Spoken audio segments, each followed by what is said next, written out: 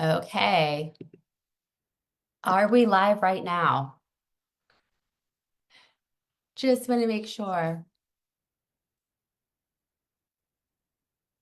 Well, hello everyone. I am so glad to be here. I am so excited for this opportunity. Before we get started, I just want to take a minute and introduce myself for those of you who have never heard of me. My name is Lisa Candera, and I am a life coach for autism moms. I am also a practicing attorney, and I do both at the same time. So I'm a practicing attorney by day. I am a life coach in the evenings and weekends. And the reason I became a life coach is for autism moms is because I am the mother of a 17-year-old son with severe autism and severe OCD. And so, for years of raising my son as a single mother, there were always lots of challenges. And these are all very familiar to all of you in the audience, I'm sure. We got his diagnosis when he was 2 years old, and we went headfirst into all of the therapies we could find. And this was, almost 20 years ago. So ABA was around, but it was not much available. It was not covered by insurance, at least in the United States. So it was like a real slog to get him any services. But we were always just trying to get as much as we could because the way it was presented, or I guess the way that I heard it back in those days, was that if you did enough and you did it fast enough and you did all the right things, then your child would be okay, right? And while it is so true with autism parents, there are so many things that we can do to support our children in having their best outcomes. They're still autistic and they will still struggle in the ways that humans with autism struggle. And that has been the real one of the biggest lessons that I've learned in the last few years as my son became a teenager. Because truly, by the time he became a teenager, I was expecting like he would have grown out of it in some way. As silly as that sounds now, I was really hoping that with maturity and with everything that we were doing, that he would sort of, plateau and then, begin to assimilate more into his general education school. That didn't happen. And really, what happened is when my son hit his teenage years, it was like the perfect storm of the anxiety, the hormones, and then there was COVID, and his stress went out the window. And so during this time period in 2020, it was me, my son, and a 1,200 square foot apartment.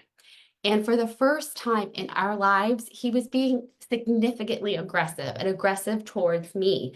And he, as a 13-year-old boy, we were similarly sized. And so it was day in and day out having to deal with very heightened emotions and aggression and really doing it by myself because, again, it was COVID, people weren't coming into the home, and it was really hard to get resources. And so because of that, because of being home with my son 24/7, his anxiety and his aggression being what it was, I really needed to figure out for myself how, like actually how am I going to stay calm and stay regulated and stay grounded, i.e., not lose my mind when he is always escalated. And so that became the origin of why I, as an attorney, got into life coaching. I first got into it as a client because I'd been to therapists before and I really wasn't interested in telling my long story about my past and, what was going on. I wanted a way to do tomorrow better and I wanted it quickly. And that's what life coaching gave me. And I loved it so much that I went in deep and I've been certified and, I've been certified as a life coach, I've been certified as a grief coach, and I continue my training in various different modalities because I have found it to be the most effective thing for me and for my clients. And really the heart and foundation of what I do with my clients it all started with that question. How can I stay calm when my child is dysregulated? And even if they're not and it just doesn't go for dysregulation. It's like, how can I stay calm when my child is struggling? How can I stay calm when I see that my child is upset or sad or having big emotions? Like these skills can be used in every part of your life as an autism mom. How can I stay calm when the doctor is telling me X and I know it to be Y? Things like that. So, that is what I want to talk to you about today. The topic of this presentation is how to stay calm during a meltdown. And so, for any of you who, oh, I don't know if people are in the chat. Okay, I was going to say for any of you in the chat, if you have any questions as I go along, please pop them in and I will be happy to answer them. So, one of the first things that I learned about meltdowns, and when I say one of the first things I learned about meltdowns, having a child who was as big as me melting down, is that it was no longer the case where I could just like put him over my shoulder and like, put him in his room. Like I couldn't handle him the way I had before for years. If he got out of sorts, I would be able to physically, disconnect, create a boundary, or get out of Dodge. And that wasn't the case when he was 13. And so the question of how to stay calm during a meltdown is you don't figure it out while the meltdown is happening. Really, so much of what I do to stay calm during a meltdown happens way before the meltdown even occurs. So, this means a couple of things. One, stop resisting the fact that meltdowns will happen. I know that there are so many things that we all do to prevent the meltdowns. We're all focused on what can we do to make sure they have what they need or they're not set off or the environment is correct so that they don't have a meltdown. So all of our energy, all of our anxiety goes into that. But then they have the meltdown and we're like, oh, what to do? It's like, we're surprised or shocked. And so I've retrained myself to think about meltdowns, dysregulation, big emotions, whatever you want to call it, as just inevitable. It's part of life. And in fact, for our children and their makeup as children with autism and other comorbid diagnoses, they are more vulnerable to emotional dysregulation than we are. Some of the I want to say the characteristic, but the signpost of autism are lower executive functioning, lower impulse control, lower frustration tolerance, impulsivity, sensory overload, communication issues. All of that makes our children more vulnerable to dysregulation and meltdowns, and it also makes it more likely that their meltdowns will be longer than we think and maybe more intense than we think because they have those extra vulnerabilities. And I like to think about that and keep that in mind. Excuse me.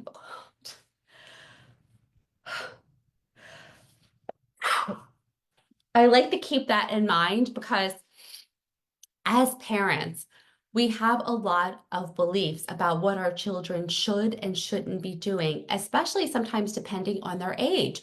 When my son was 13, I very much had the belief that a 13-year-old should not be doing this. Well, the reality was that he was doing it, and it was not because he was being a brat or being a jerk. It was because he was dysregulated. So, just that baseline of understanding what is happening in them when they're having a meltdown, they're in that fight flight response of their nervous system that gets triggered easily because of all the vulnerabilities that I just mentioned. And then, and same with you, when you're in that fight flight state of your nervous system, you are thinking with your fear brain. Your rational thinking goes offline. So you're not able to strategize and problem solve. Your brain will go into always and never and all or nothing thinking, right? You'll be reacting very quickly. And so I like to keep all of this in mind, like that 10,000-foot view of what is happening here so that I have more perspective and that helps me stay calmer. Another thing that this helps me do before a meltdown even happens, and this is one of the most important things I talk to my clients about, and I think it's really foundational to your ability to stay calm when your child is having big emotions, is to not take the behavior personally. And I truly understand how difficult that is. That is not an easy task to not take the behavior personally. I mean, for some of us, right, we are our child's only person. We are the person doing all of the things for them. And for them to yell at us or throw things at us or pinch us or bite us, it feels very personal. And I understand that. However, when you are taking that behavior personally, it takes you out of your rational brain and it puts you into reaction mode. The fact is when you take it personally, you make it personal. You make it about what kind of a child you have. You make it about what kind of a parent you are. You make it about, what you have done or haven't done or why this is happening. And all of that takes you out of your rational thinking and your problem solving. So, when I think about behaviors of any kind, they are communication, not the kind of communication that we like or we prefer. And we certainly want to work on giving our children different ways to communicate, but it's communication. And when it's communication, it's just data, it's not personal. So, as much as you can, remind yourself of that when you feel yourself getting amped up or, that stress coming on. That's a really easy way to just start to bring you down. This is not personal. He is dysregulated. She is dysregulated. Those are some of my go-tos. All right, so that's just some of the foundation before a meltdown even happens, just to have these things in mind to put the behaviors into perspective. The next thing is that before a meltdown, what I see is as parents, we spend all of our time trying to prepare our child to avoid the meltdown. So that could be things like making sure they have all of their snacks, their sensory toys, that you only go to certain places, that they're wearing their headphones, all of the things that you do to prevent the meltdown that you do beforehand for your child. That's great. But that's just one thing.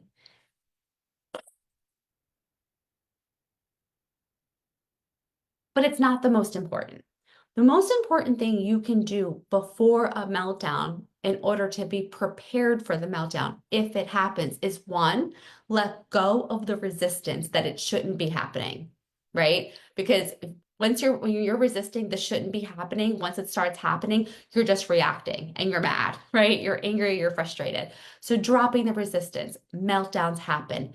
Then two, preparing yourself for, and when it happens, what you will do, right? You get to make decisions ahead of time using your rational brain before you're amped up into that fight flight response about how you will respond to your child's behavior.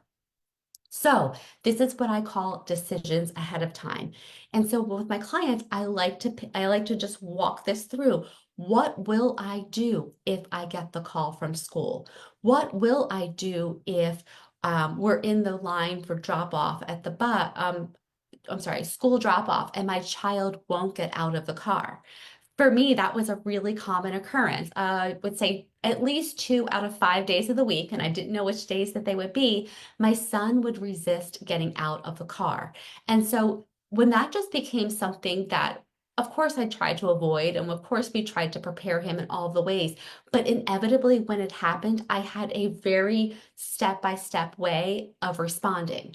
Now, this step-by-step way did not come the first time or the second time. It came after months of reacting, yelling, screaming, trying to pull them out, and all of the things, okay? But I had a very detailed plan of how I was going to respond. And part of that response was I was actually going to stay out of it, because when I got involved, things got more emotional. And so I got the school more involved in removing him from the car without me, just to, even though he was upset, I wasn't escalating it, because so much of this, our ability to stay calm during the meltdown, means the calmer we stay, we're not escalating our child, right? We are not, pouring fuel on the fire. And that's always, our goal, just to be the calmest person in the room. I like to think of like if my kid is here, right, on a scale from 1 to 10, you wouldn't just be hovering just below them. You want to be the rational brain in the room. And part of that is deciding ahead of time how you will respond to things when they happen. Part of that decision making is doing I want to say the emotional work of preparing yourself for other people will look, they will stare, they might say something.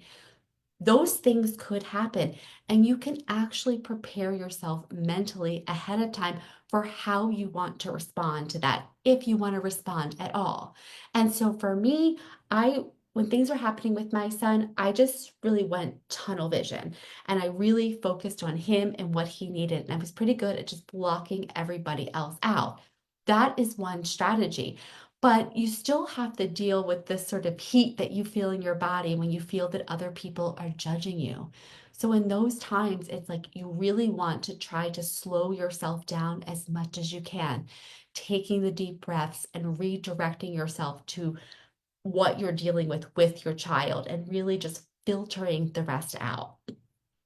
So these are some of the things that you can do before a meltdown even occurs, just on a daily basis, so that one, you have less resistance to the meltdown happening, and two, you know exactly how to handle it. Now, I tell my parents all of this all the time. You'll know exactly what to do, and you know you can handle it because you have. Whether you have handled it in ways that you haven't loved, you have all handled it. You can handle it even though you don't want to, right? None of us wants to handle a meltdown, but we really need to remind ourselves that we do have the ability to handle this. And the purpose of that is like, we need to build our own confidence in our ability to manage our child's big emotions. We are front and center for all of it. We know them the best. We are the most capable. And so reminding yourself of that. I got this. I can do this. I can handle this. I know exactly what to do. Now, part of this might be, sitting down and really, working out a plan of how you will respond. But that is something that you can do. You can do it before a meltdown is occurring. And when you do that, you are using your rational brain because you're not in that fight flight response of your nervous system. Okay, so that's before a meltdown. And I am going to take a breath and see if there's any questions or comments that come into the chat.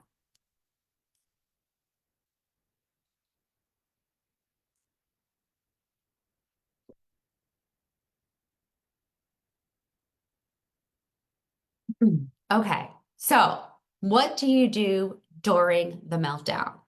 Well, first, if it's not a danger situation, like if your child is running out into traffic, yes, you have to go chase them. But in situations where safety is not an issue, the first thing that you need to do is slow down. Because when you're in that fight, like they're in the fight flight response, you're in the fight flight response, and speed increases the stress. And so we want to do whatever we can to slow it down, just to take down the temperature bit by bit. That can be actually pausing, taking deep breaths. Those are ways to signal to your nervous system that you are safe. It tells your brain and your body, I am safe. So I know everybody says take deep breaths, and it sounds so cliche, but there's a scientific reason for it. Deep breaths in and out signal to your brain that you are safe. Okay, so that is one of the things that we want to do, just to signal to our brains that we are safe. Another thing that you can do to slow it down for yourself is physical touch. Like for me, I put my hand on my heart and I rub like this, and that I find that soothing because my anxiety comes into my chest. And so I'll say things like, it's okay, you're okay, you got this.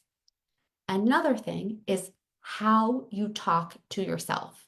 Now, if your brain is like going crazy and it's like, oh my God, this is happening, it shouldn't be happening, I don't know what to do, that's going to up your stress. Okay.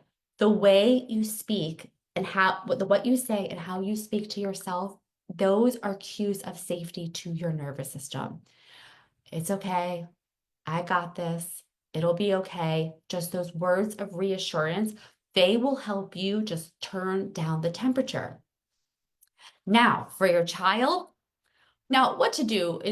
What to do is going to vary depending on the situation, but I'm just going to give you some broad strokes about what not to do. What tends to happen when we get into this, when our kids are melting down, we want to make it go away as quickly as possible, right? So we get real fast and like, do you want this? Do you want that? Do you want to try this? Do you want to try that? We get hyperverbal. We start giving them lots and lots of options. And all that does most of the time is frustrate them. And then it frustrates us. Our talking and usually the voice that we're using and the energy that we are bringing to it is escalating the stress for both of us. So when we are talking to our children, it's talking to them in the low, calm, steady voice, the way I'm doing that to you right now. You want to give them very few options and you want to keep the verbiage at a minimum because they are not in their teachable, they're not in their thinking minds right now. They're stressed, they're in a meltdown, they're not available. And so to expect them to be available and to be frustrated when they don't respond, you're just setting yourself up for failure.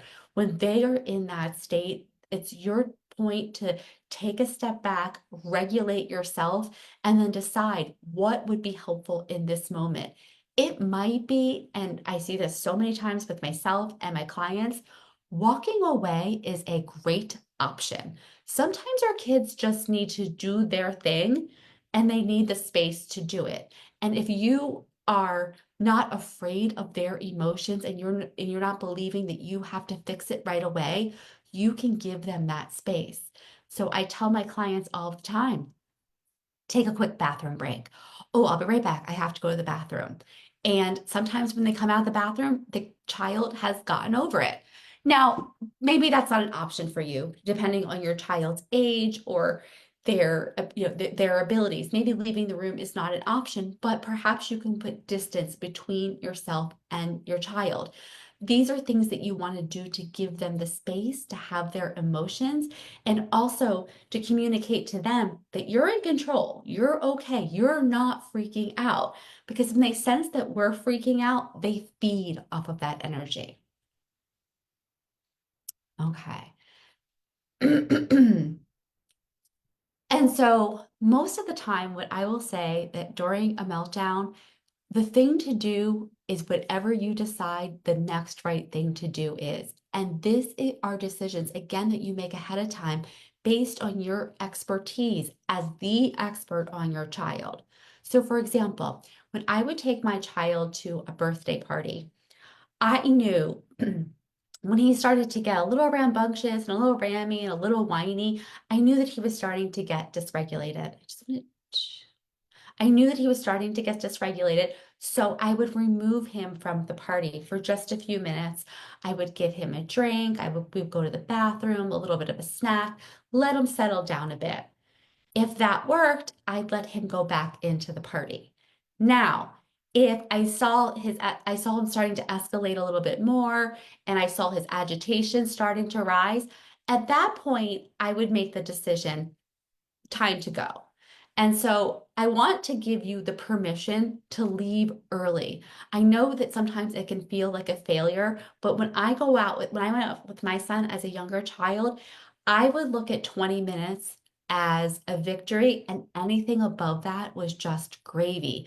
And when you readjust your expectations, you and your child can get those wins.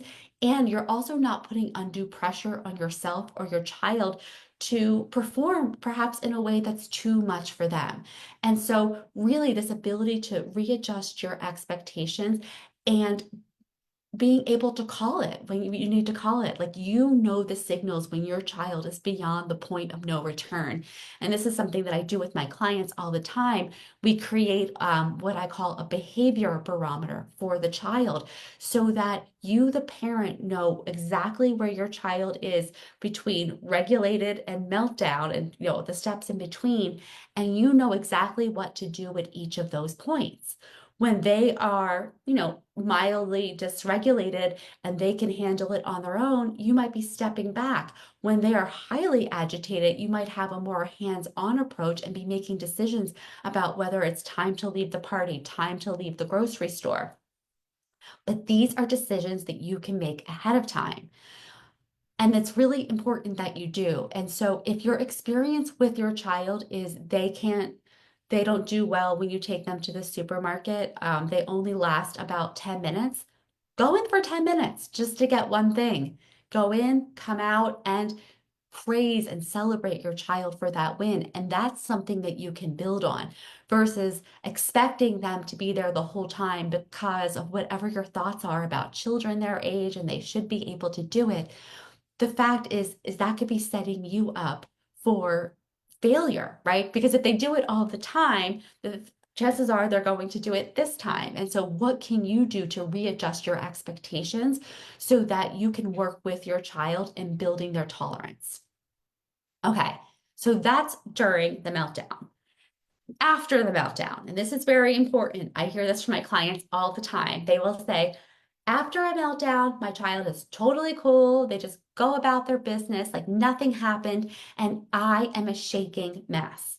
That makes total sense, and I'll tell you why. From the scientific nervous system perspective, your child has let it all out, right? They've yelled, they cried, they screamed, they've let it out.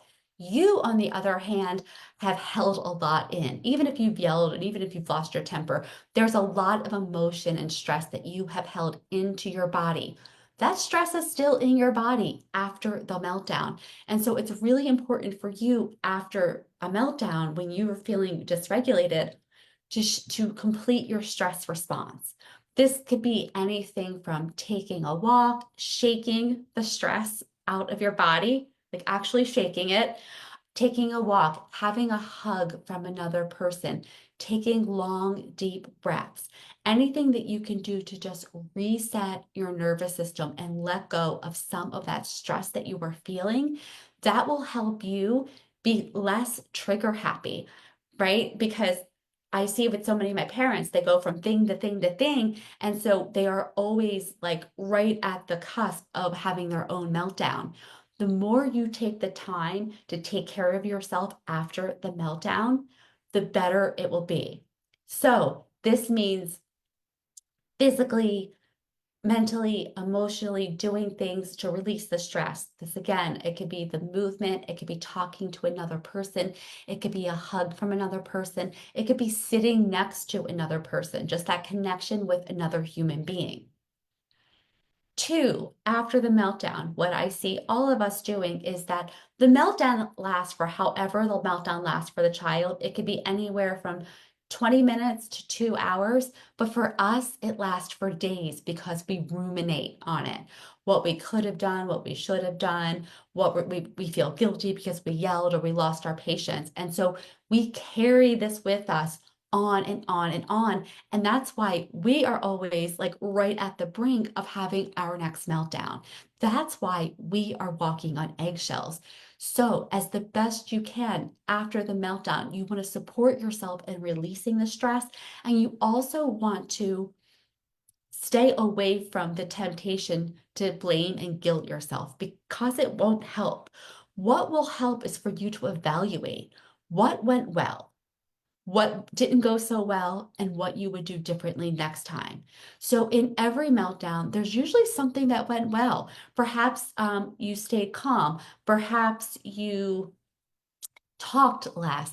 Perhaps your child recovered faster. Whatever it is, you want to take account into the things that went well so you can build on them. And then for the things that didn't go so well or you would like to do better, you can problem solve about them.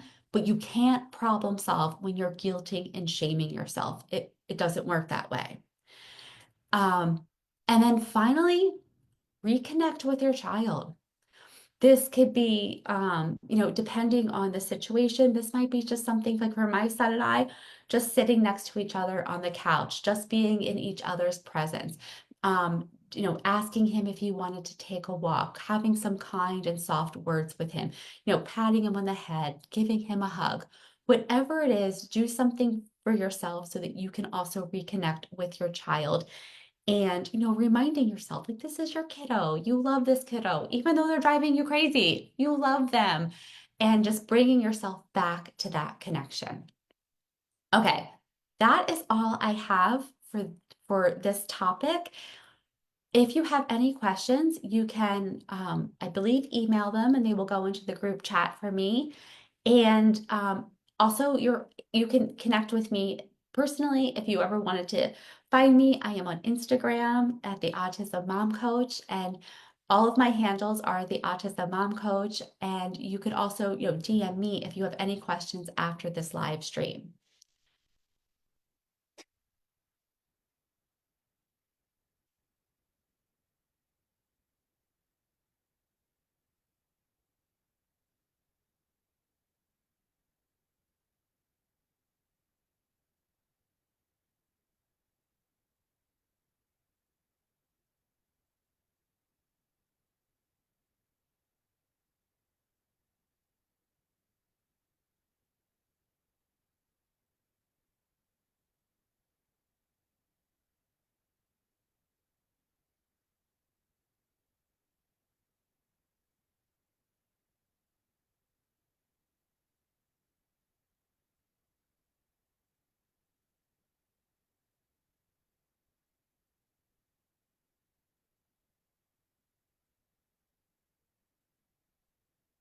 Okay, so while I'll wait for questions, I will try to fill in the time with some common questions that I get. So, one of the common questions I get is what to do if your child is aggressing towards you. And my answer to that is you need to create space between yourself and your child. Do not put yourself in a situation where you can be aggressed. I know that that's not easy, but if you know that it's something that your child does, being able to create a very strict physical boundary between the two of you in order to communicate this is not okay. So you really want to be intentional about creating space. Perhaps that's putting a piece of furniture between you and your child, like you're on one side of the couch, they're on the other side of the couch. In other situations where when that's not effective, removing yourself from the room. I've done this by going into the bathroom. Done this by going into my bedroom. Yes, they might yell and scream, but it's very important for you to create that boundary to let them know that physical aggression will not be tolerated.